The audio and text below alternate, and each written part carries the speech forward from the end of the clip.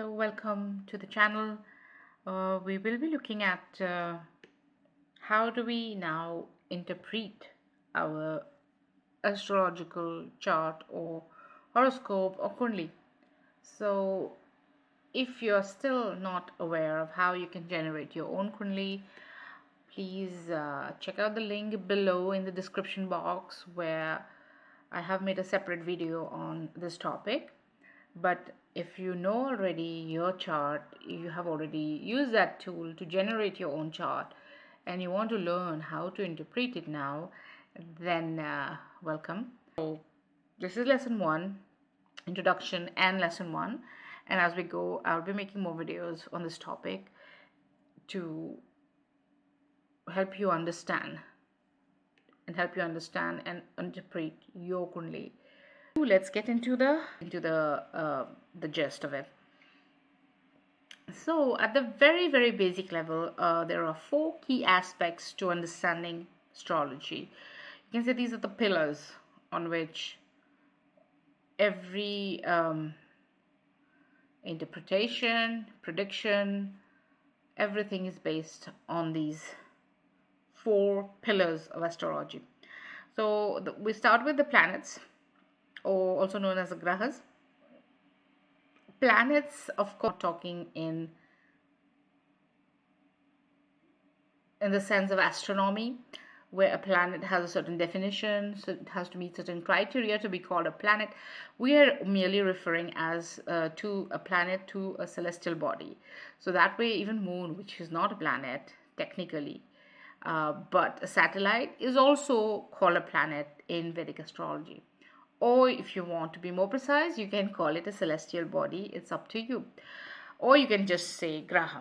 So those Grahas are very important. Then comes the importance of Rashis, or the zodiac signs.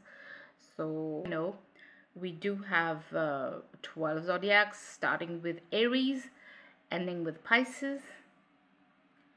And we're going to discuss in another video. That's something we're going to discuss in another video. Third aspect of astrology is the bhavas, or basically the house placements. So when a person says, oh, this one is your first house, this one is your lagna, this one is your 6th house, 7th house, what does that all mean? This is what we're going to understand in our upcoming lessons. And last but not least, we have the nakshatras, or the constellations. So the constellations means the in the sky, because we are talking about the sky. The birth chart is a snapshot of the sky at the time of the birth, of your birth. All right, so let's start with the planets, or the Grahas, and try to learn a few things about the planets.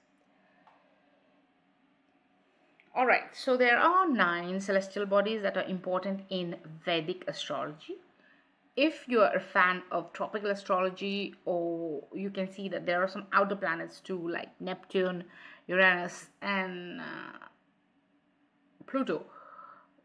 Again, like I said, Pluto doesn't meet the criteria for planets anymore, but it's still considered by a lot of astrologers. But here we're going to stick to the classics, 9 grahas, and that's why we call it the Navgrahas. What are these Navgrahas?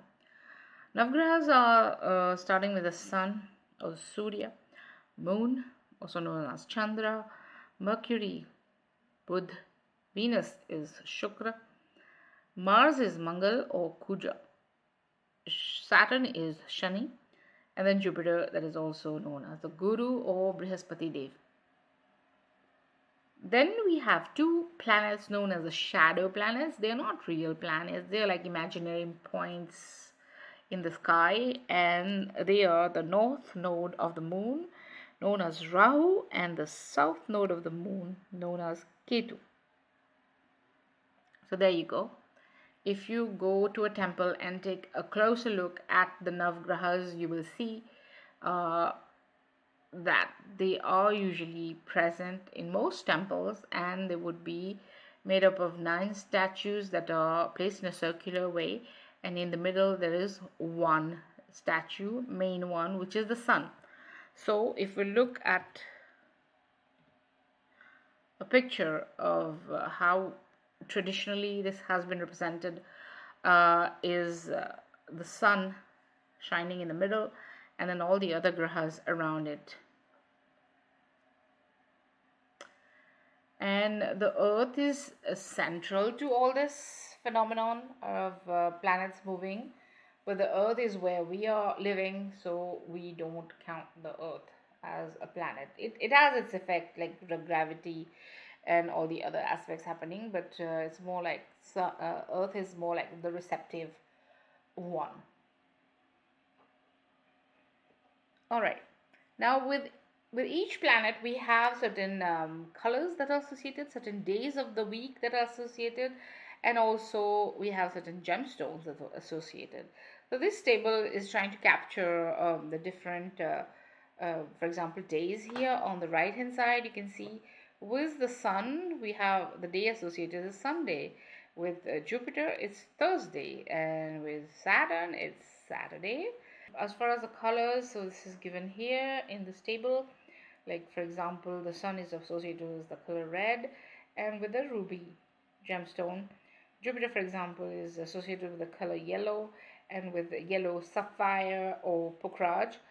Shani is almost always associated with color black and blue sapphire, and also with iron metal.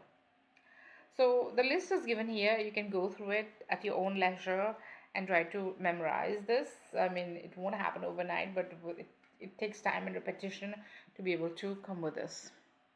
Coming back to Navgrahas here. Now let's look at the significations of the grahas. So the sun is known as the king of the celestial bodies.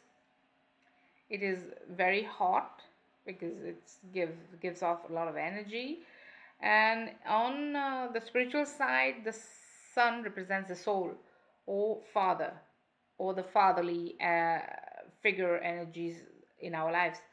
It also indicates a position, it also indicates the government or an authoritative position in the government or in the society. And of course, it's the planet that gives light and life to the earth, right? Moon is considered the queen of the celestial realm. So if we take the celestial realm as a kingdom, then we have a king, we have a queen. The queen represents also the mother in astrology, and it rules our emotions. So our emotional state of mind is represented by the moon. Mars, on the other hand, is the chief, commander in chief, or the soldier of the kingdom, and of course, soldiers go to fight, so they have a lot of courage. They respond very quickly, so they do have what we call ability to respond very quickly and stay active. And Mars is also a character planet, a significator for a younger sibling, a male younger sibling, and a police, army, and surgeon. So you can see, if you can see from the position of Mars in a certain person's chart, you're able to tell if they might be able to be, police, army, in the army, or go for a career as a surgeon. All right. Signification of Grahas continued here with Mercury. Mercury is known as the prince. So we saw the king, we saw the queen, we saw the soldier. Now we are looking at the prince. Mercury is a planet that indicates the logical or calculative ability of the mind. It is also the intelligence. It is our ability to communicate. It is our ability to move from one place to the other, and our day-to-day activities so is represented by Mercury. Jupiter is the king's minister, counselor, or guru. So the counselor to the king is represented by Jupiter and the color yellow, like I mentioned before. It represents the wisdom of a person. So a wise person is the only one who can counsel, right? And also represents the the gurus and the teachers in our lives. Jupiter has the ability to expand things, so it anything good or bad, if it comes under the influence of Jupiter, it will increase. So if, for example, if you have it's in your those house placements where it affects your weight, then you might gain weight as well. Um, Jupiter also represents the husband in a woman's chart. It is a very religious and benefic planet, and it also represents children and family of the person. The planet is the princess of the celestial realm. So we had Mercury, which was a prince, and Prince Venus is the princess. Venus indicates love, romance, luxury, beauty, any kind of relations in our lives. Also represents the women, especially the wife in a man's chart. Venus is a significator for marriage, for love, for finances and money.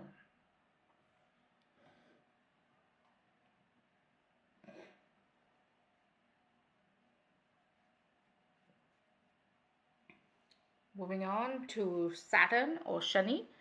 This one, the energy is that of a servant. So to be of service, uh, it tests wherever Shani is or Saturn is placed in your chart, it will show the patience that you have.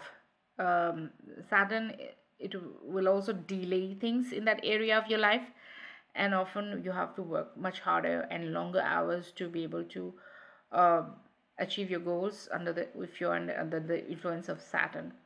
Saturn that way it tests your patience, and it is also known to be the judge because it according to your karma it's going to reward you or punish you. And then we have the two shadow planets, so Rahu and Ketu. I will probably make a separate video on the story of Rahu and Ketu, and because I told you they're not real planets, they are two imaginary points. But how were they born, and why were they given these different points, sensitive points in the sky, known as the North Node or the South Node? There is a whole story around it, which is the link to the Sagar Manthan or churning of the ocean event of Hinduism, and I'll make a separate video on that. But for the time being, we're going to just understand that Rahu is a shadow planet. It is known as the head of the dragon or the demon, and Rahu is a very materialistic planet. It is very obsessed with materialistic things. Uh, it wants more and more and will never be satisfied. So much for Rahu. Now for Ketu. Ketu is known as the south node of the planet moon. It is the rest of the body, so the head and the rest of the body, or the tail of the dragon. It is the opposite of Rahu. So when Rahu wants more and more, Ketu says no, not enough. No, I have had enough, and it is because they are looking for. They have no interest in worldly fame or worldly desires. They are opposite to Rahu, and they are very spiritual. They are seeking enlightenment or moksha. And wherever Ketu is sitting in your chart, it may separate you from all the significations of the house placement. It is a headless planet, and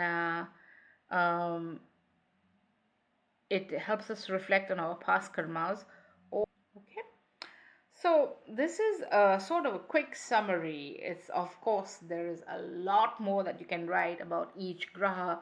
Each graha has its own stories in Hinduism, and if you're curious, if you are interested in those stories, I can make videos on them and bring them to you so that it gives you a better idea of understanding of astrology and makes things um, and things make more sense to you. I'm signing off for now and saying a big thank you.